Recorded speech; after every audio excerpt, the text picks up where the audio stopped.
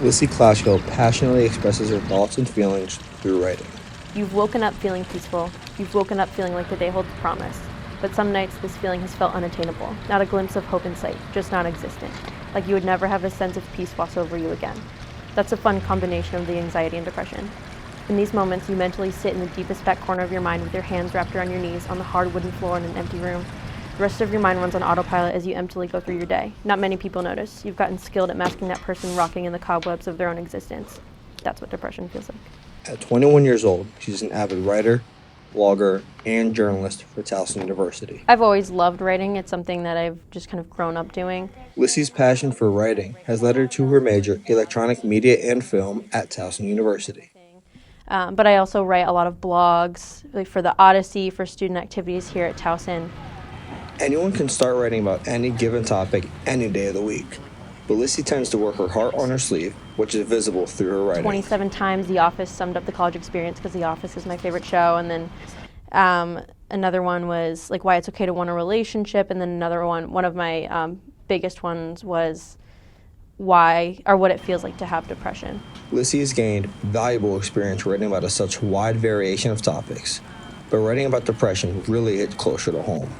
Her current blog for Towson relates directly to college students and how their social life can affect their overall well-being. That's one of them, and then I also wrote an article for student activities here at Towson about, well, I kind of have this blog, like this segment that I'm doing for them called Fit, Foodie, and a Little Fucked Up. And it's basically just me talking about how mental health and fitness and, you know, what you put into your body kind of all work together. And according to the Mental Health of America, major depression affects 6.7%, or more than 16 million of American adults each year. Roughly 1/3 of those suffering from depression seek professional help. When you actually have depression, it's not something that you can just self-diagnose. It's something that you usually go see a counselor for, a professional. You can kind of get an idea of what the symptoms are and think that you might have it, but ultimately, in order to get an opinion, you really need to see a professional. So I do know people that have gone to see a professional and been diagnosed and had to deal with medication and stuff like that. Society's perception of depression is usually not what depression is actually like.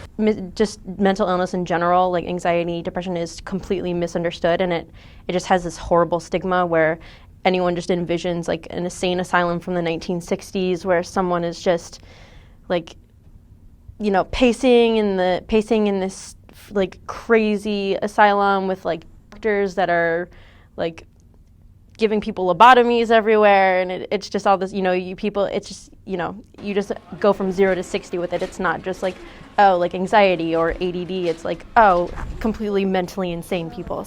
Though Lissy has never sought treatment, that hasn't hampered her abilities to give advice. This girl who I worked with last year, she had a friend who committed suicide, and she was, you know, horribly broken up about it, obviously, like, and that's something that you just live with every day. And it doesn't ever really go away completely when you lose a friend to something like that. But I think seeing how she dealt with that and like how, you know, this kind of stuff can manifest itself in other people's lives, and how, you know, just something like this kid knowing that he's not alone or that there's help out there, that it does get better. Lissy is focusing her writing on being an advocate for mental illnesses.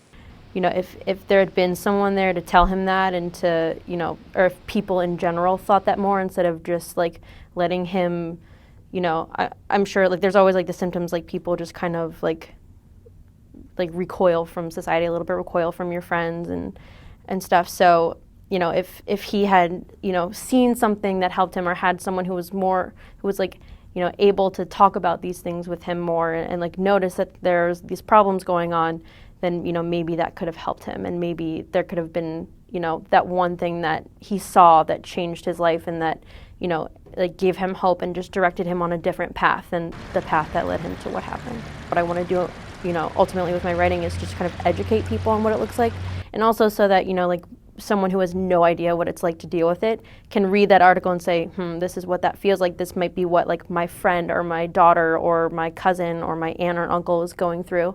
And it kind of gives them an understanding of what it may feel like that they could never really understand. According to Psychology Today, depression is tragically one of the most misunderstood words in the English language.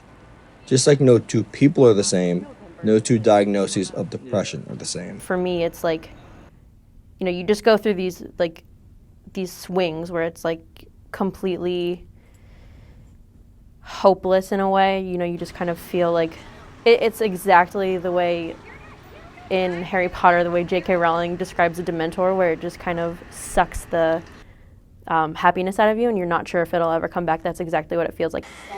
The end. The end.